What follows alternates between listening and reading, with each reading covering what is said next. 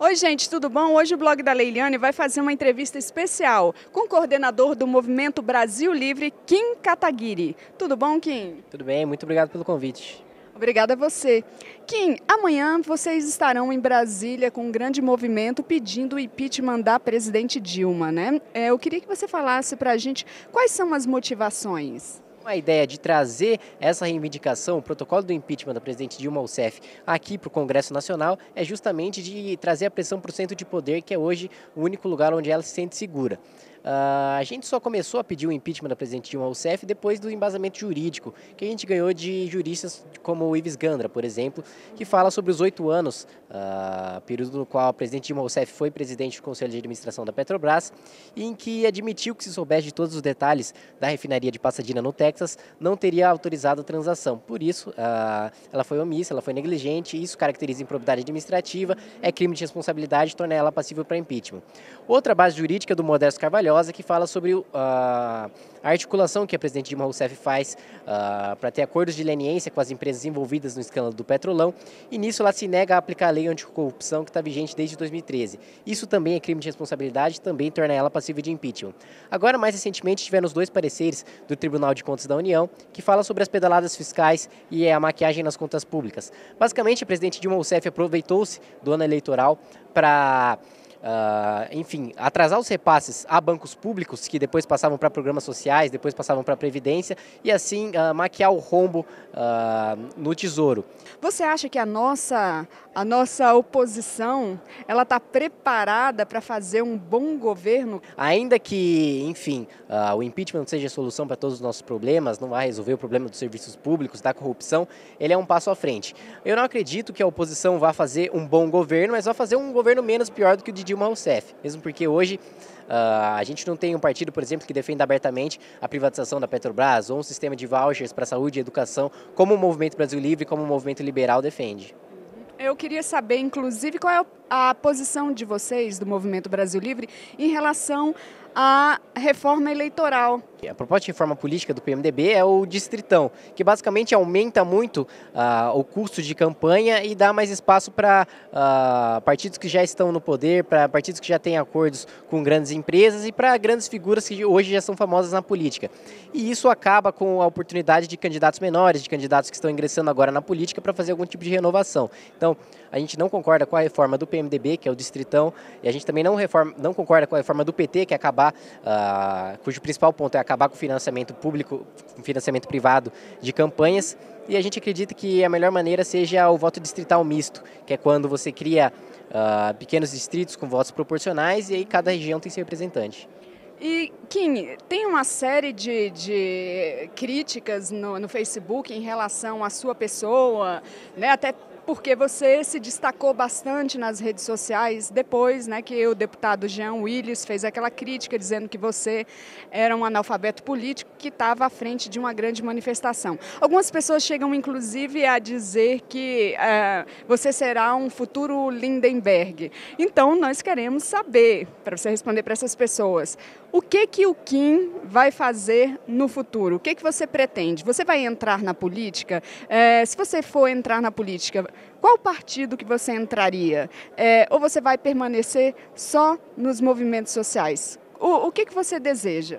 Bom, primeiro a questão do Lindenberg Farias é bastante absurda, porque é bem claro que a posição dele como presidente da UNE era, antes de tudo, uma posição de esquerda, e eu sou um liberal, e era também a questão de derrubar o Collor, era uma questão muito mais política, de uma questão de se preocupar com o país. Hoje, o foco que o Movimento Brasil Livre dá no impeachment da presidente Dilma Rousseff é justamente a ameaça à república que eu já citei. Quanto à questão de futuramente de entrar na política, muitas pessoas me perguntam se eu não vou entrar na política. Eu creio que eu já esteja na política, né? Não na política institucional, mas pressionando partidos de oposição, pressionando o Palácio do Planalto a fazer mudanças. Futuramente eu não descarto a possibilidade de me candidatar a algum cargo político, mas hoje é muito complicado porque a gente não tem um partido liberal no nosso país, né? Dentre os mais de 30 partidos, praticamente todos são de esquerda ou de centro-esquerda, e enfim, a gente não tem uma alternativa de partido que defenda abertamente os nossos valores. Mas a gente sabe que no nosso país, nessa grande salada de partidos, existem candidaturas independentes, existem candidatos independentes que defendem suas ideias independentemente do seu partido. Você disse que não tem um partido liberal ainda no Brasil nos modos como vocês acreditam. Você seria uma das pessoas que poderia puxar a criação de um novo partido no Brasil? Bom, a ideia do Movimento Brasil Livre não é ser um partido político, mas sim ser uma estrutura suprapartidária que cria um selo para candidatos liberais que se comprometam com a nossa cartilha. Por exemplo, eles assinariam um documento em que eles se comprometessem a não aumentar o próprio poder, a não aumentar o próprio salário, a não aumentar os impostos, a votar favoravelmente à privatização de estatais, enfim, coisas que diminuam o tamanho do Estado e deixem mais dinheiro no bolso do cidadão. Então eu creio que enfim, hoje a gente não tem um partido liberal, mas a gente possa fazer essa mudança, mesmo porque há demanda por isso, sem um partido político.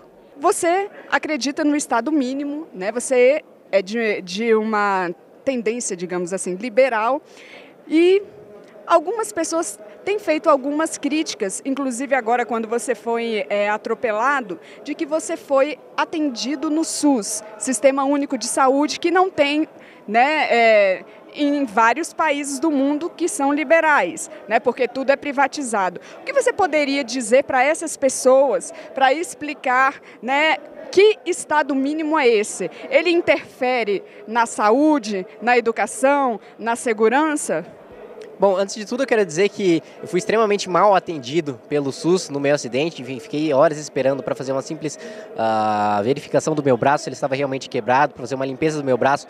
A Amanda quase morreu devido à demora da ambulância, e o que eu defendo é um modelo que já foi aplicado em diversos países e que vem funcionando há muitos anos sem nenhuma falha em comparação a sistemas públicos, que é o sistema de vouchers. Basicamente, todos os hospitais são privados e aquelas pessoas que não têm condições de pagar por um hospital privado ganham um vale do Estado para serem atendidas no hospital de sua preferência. Isso já funciona nos países com os maiores índices de liberdade econômica do mundo, que isso você pode verificar o ranking na Heritage Foundation, que os países que estão no topo, por exemplo, você pode citar aí os Estados Unidos, Hong Kong, Singapura, Suíça, Suécia, o Canadá, enfim, países que possuem um alto nível de liberalismo econômico. E o sistema de vouchers vem funcionando em todos os lugares em que ele foi aplicado.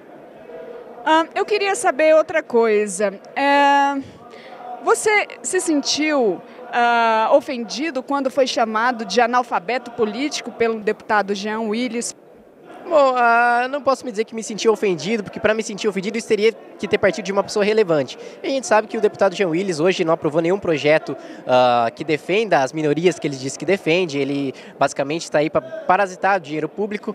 Na primeira eleição, como já disse no meu vídeo em resposta a ele foi puxado, ele não conseguiu votos o suficiente para se eleger sozinho e basicamente ele mantém essa votação criando polêmicas em torno de parlamentares, mas sem apresentar nenhum projeto concreto, sem realmente trabalhar para a sociedade. Qual a sua expectativa para o dia de amanhã, para essa quarta-feira, né, na entrega desse documento pedindo o impeachment da presidente Dilma?